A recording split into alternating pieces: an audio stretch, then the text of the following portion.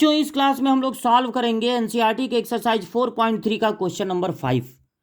Question number 5 है, if ये delta से भी डिटर्मिनेंट को रिप्रेजेंट किया जाता है। डेल्टा से और भी चीज़ों को रिप्रेजेंट किया जाता है। केमिस्ट्री वाले तो इसको कहते हैं कि हीट किया जा रहा है, गर्म किया जा रहा है।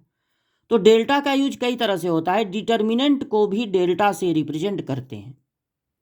अच्छा, यहां पर जो डिटर्मिनेंट दिया हुआ है उसमें कोई खास एलिमेंट नहीं है, बल्कि जो एलिमेंट को रिप्रेजेंट करता है स्मॉल ए, वही बस यहां पर लिखा हुआ है, वही यहां पर लिखा हुआ है। तो यहां पर लिखा हुआ है A11, यहां पर A12। इस पोजीशन पे जो भी एलिमेंट हो, चाहे वो 2 हो, चाहे -2 हो या 7 हो, कोई भी एलिमेंट, उसको A12 ही कहते हैं। और यहां पर बताया एंड AIJ, देखिए हर जगह आप देख रहे होंगे 2-2 नंबर हैं। तो पहला नंबर ये बताता है कि कौन सा रो है, पहला रो है, दूसरा रो है कि तीसरा रो है। और सेकंड वाला बताता है कॉलम, कि पहला कॉलम है या दूसरा कॉलम है या तीसरा कॉलम है। इनको AIJ भी कहते हैं। आई का मतलब कौन सा रो है और जे का मतलब कौन सा कॉलम है।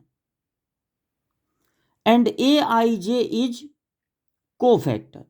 देखिए कैपिटल ए से अगर रिप्रेजेंट किया जाएगा तो वो कोफैक्टर को बताएगा और स्मॉल ए एलिमेंट को बताएगा। मतलब उस एलिमेंट का कोफैक्टर AIJ होगा। तो अब हमको ये पता लगाना है, then value of delta is given by. तो ये 4 ऑप्शन दिए गए हैं, इनमें से कौन सा ऑप्शन सही है। मतलब अगर इसकी वैल्यू निकालनी है तो इन चारों में से किसके थ्रू हम निकाल सकते हैं। तो अब चेक कीजिए।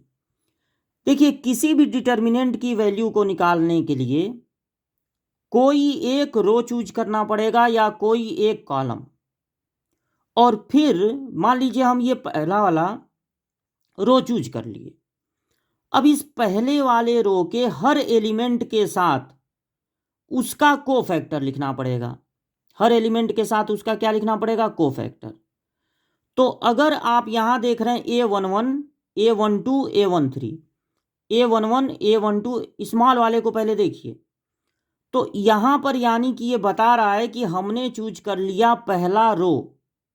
तो जब पहला रो चूज किए तो इन तीनों को जब लिखेंगे तो बगल में इन्हीं का कोफैक्टर लिखेंगे।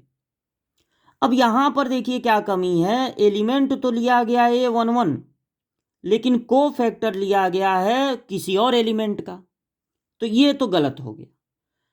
ये वाला जो है देखिए A11 है और A11 ये भी है, कैपिटल ए वाला भी 11 है और स्मॉल ए वाला भी 11 है। अब बस इसमें ये सब तो ठीक है, लेकिन ये गड़बड़ हो गया। देखिए ये 1 2 है, ये 2 1 है। किसी और एलिमेंट को लिए, किसी और फैक्टर को क्यों लिए, कोफैक्टर को। ये गलत हो गया, यहां पर गलत हो गया। अच्छा, ये A21 के बगल में कैपिटल A11 है, ये भी गलत हो गया। ये जो डी वाला ऑप्शन है उसमें A11 है, A21 है, A31 है। तो A11 और A21 और A31 पूरा ये वाला कॉलम ले लिया गया है और बगल में इन्हीं का कोफैक्टर लिखा गया है। देखिए ये 11 है तो ये भी 11, ये 21 है तो ये भी 21, ये 31 है तो ये भी 31। यानी इससे आप डिटर्मिनेंट की वैल्यू फाइंड कर सकते हैं। बाकी इन सब में कुछ ना कुछ कमी है। यहाँ 2 3 है तो यहाँ भी 2 3 होना चाहिए, जो कि नहीं है। यहाँ पर 1 3 है तो यहाँ भी 1 3 होना चाहिए, जो कि नहीं है। यहाँ पर 1 3 है तो यहाँ भी 1 3 होना चाहिए, इसमें भी नहीं है। तो इसमें कहीं ना कहीं गलतियां हैं, लेकिन ये वाला पूरी तरह से सही है। तो इसका डी ऑप्शन सही है, वही आपको एग्जाम में लिखना है।